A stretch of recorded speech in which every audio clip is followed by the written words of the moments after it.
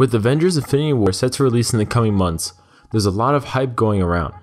For better or for worse, this has also created a very anti-DCEU atmosphere on the internet. However, if anything, this is actually the best atmosphere for the DCEU, as it's like a young student watching a great master right before their twilight. The reason I say this is because once Avengers 3 and 4 ends, the MCU would have reached its goal. And it's somewhat vulnerable actually, because an audience will be really hungry for a strong cinematic universe with a strong narrative. And that's something that MCU for a brief period of time may or may not have once Avengers 4 is released. And this is also something I believe that a young universe like the DCEU can provide to audiences. Now the potential is there, they're just really missing a few pieces, and this all goes back to Warner Brothers.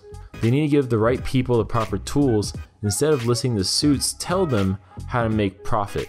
Now in superhero movies, you'll likely always make a profit due to the genre's nature. However, like Sony learned, and WB hopefully learned after Justice League, cinematic universes are earned, not given. Now, I feel like you can summarize the steps needed for Warner Brothers to take with the DCEU, and so you can really just outline it into 3 key points, and those are vision, patience, and maximizing strengths. Let's start with vision, probably the most important point I have outlined. Arnold Schwarzenegger once said, "If you don't have a goal or a vision, then you have nothing." Some may dismiss these words as Arnold is tied to WB's biggest blunder for DC films in many people's eyes, but when you really look at Arnold's story, you can just see the power of vision. He went from an Austrian farm boy to one of the greatest, if not the greatest, bodybuilder of all time.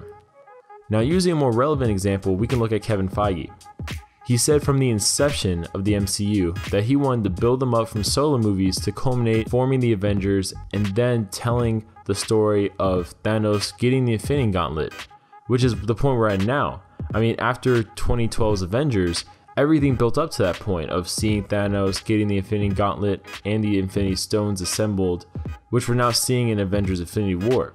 What's DCEU building towards? What is Warner Brothers building their DC movies, their universe, all that stuff towards?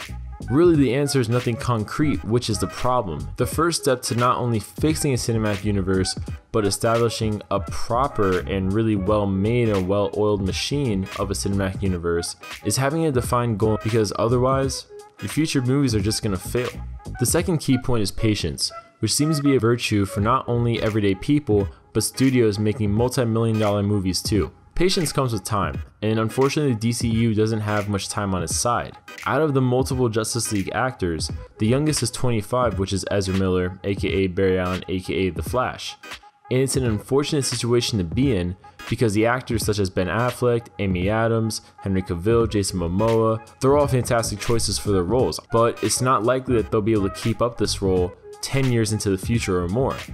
Now, the upcoming Flashpoint movie is a real blessing because of this. I mean, WB has an excellent opportunity to recast actors, and really I think they should go for actors that are kind of in their 20s or at least early 30s at the latest, just like Ray Fisher, aka Cyborg, and this allows them to take the years necessary for a well-developed cinematic universe. The third point is maximizing strengths. I touched upon this earlier, but from a certain perspective, Marvel will be at their weakest. They're going to have to establish a new vision for all their movies, rely on new franchises such as Captain Marvel to maintain audience excitement, and retire favorite characters such as Tony Stark, Steve Rogers, Hawkeye, Vision, and likely many more based on contracts. Now, this is where you strike if you're the competition, like the DCEU, as everybody loves the characters that makes up the Justice League, largely thanks to the animated series. And at the same time, kind of what I mentioned earlier, they're hungering for a new strong narrative to follow with, the hype that is a cinematic universe.